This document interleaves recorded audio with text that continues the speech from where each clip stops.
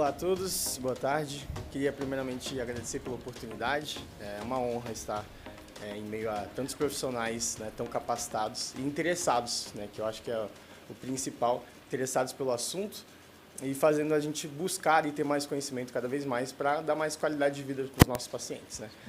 Meu nome é Bruno Coutinho e eu vou apresentar aqui meu projeto, que é uma revisão de literatura, e ela tem cujo título Efeito da estimulação elétrica transcutânea diafragmática em pacientes portadores de doença pulmonar obstrutiva crônica. Eu fiz em parceria, né, com meu colega e professor Bruno Aquino. Então, para dar uma introduzida no assunto, né, a doença pulmonar obstrutiva crônica, a DPOC, para quem não sabe, ela é um problema mundial de saúde pública, é considerada uma das maiores causas de morte no mundo inteiro, e a sua prevalência no Brasil já passa dos 17% entre os adultos maiores de 40 anos. Aí, né? Ela apresenta vários distúrbios, né, nesse paciente, várias repercussões fisiológicas, dentre elas a obstrução das vias aéreas, e também ela deixa o diafragma em desvantagem mecânica.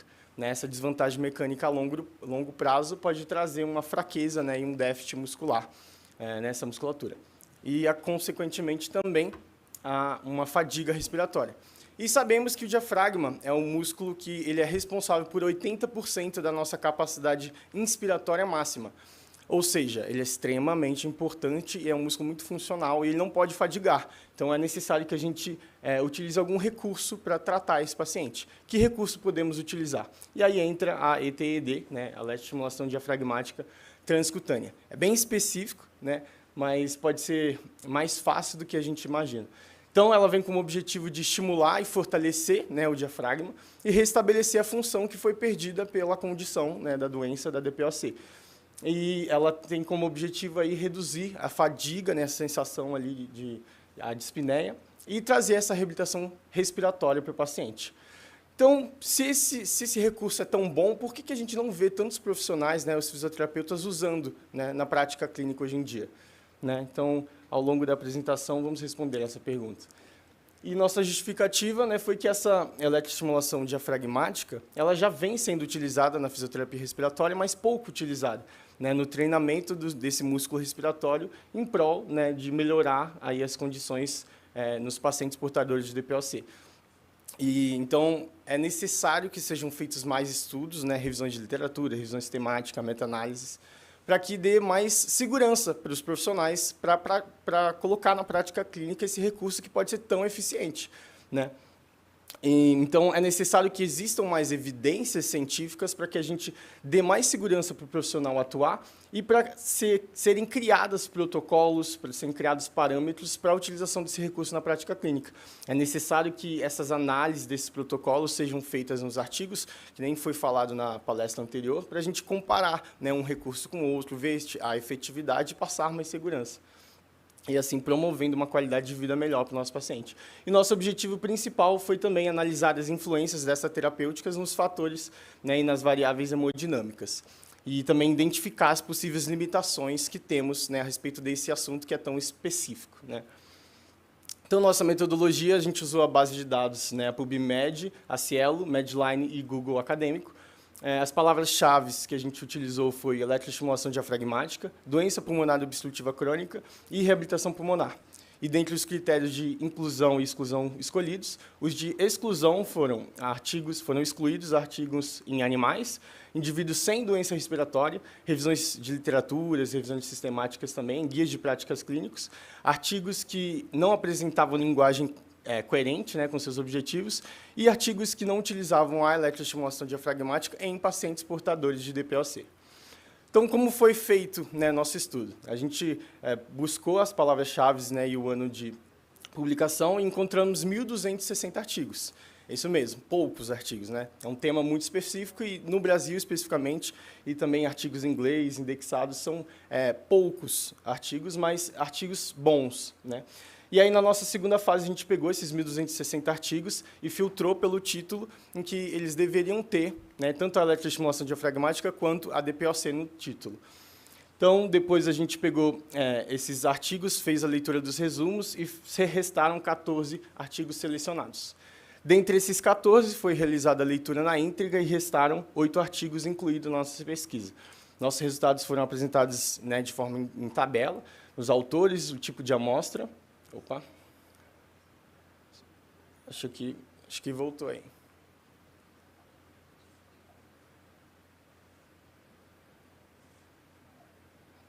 Espera aí. Vai dar tudo certo. Tem como colocar de novo?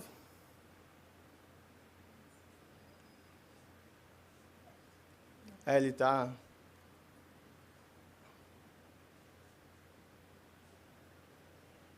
Isso, aí mesmo.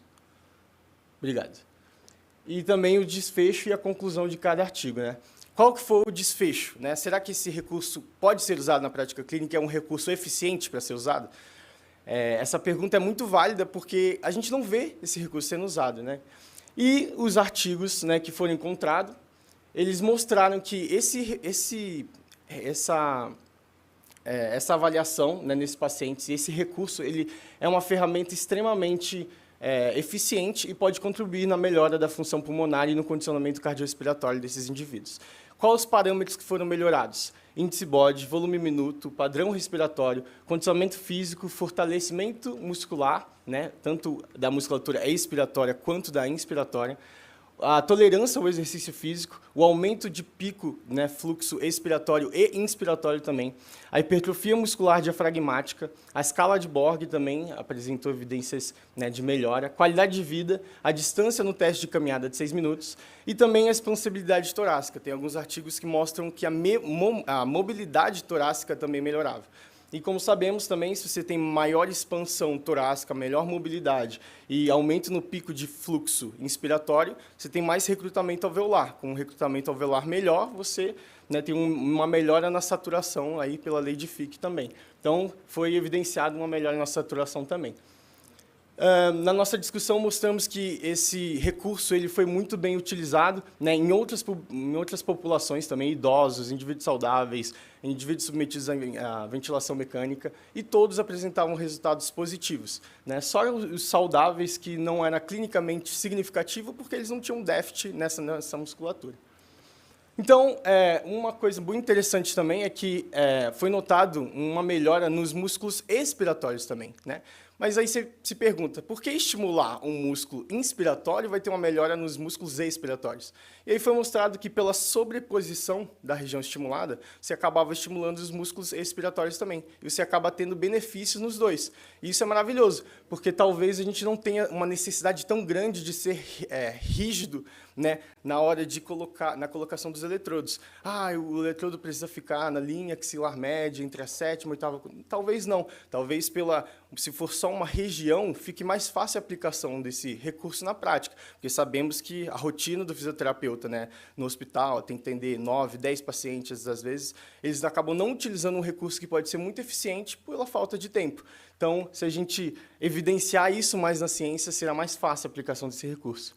E também diversos protocolos foram utilizados, né? Inclusive o de Guedes, que é o mais utilizado hoje em dia, que também se mostra muito bom e com várias evidências positivas para esses pacientes. Existem algumas limitações, né? A escassez de estudos, por exemplo, que avaliam a ultrassonografia diafragmática, a qualidade limitada, né? A quantidade limitada dos estudos que comparam, né, esse recurso com outros recursos, a falta de pesquisa investigando o efeito dessa terapia a longo prazo também seria muito bom a gente ter essa evidência.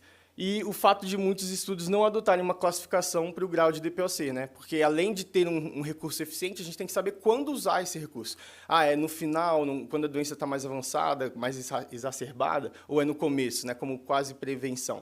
Então, é necessário mais estudos nesse sentido também. Mas nossa pesquisa mostrou que a eletroestimulação diafragmática ela se demonstrou ser eficiente na melhora de diversos parâmetros respiratórios e hemodinâmicos. Esses resultados sugerem, então, que esse recurso, né, a ETED, pode ser um recurso eficiente na fisioterapia respiratória, melhorando, então, a função pulmonar e o condicionamento cardiorrespiratório desses pacientes portadores de DPOC. E aí eu acho que o que fica todas essas pesquisas mostraram ser eficazes, né? A gente discutiu também sobre a região expiratória, né, e inspiratória, e como isso pode ser aplicado. Então, agora, eu acho que o principal é a gente lidar com isso, e eu espero que, nessa pequena apresentação eu tenho despertado curiosidade.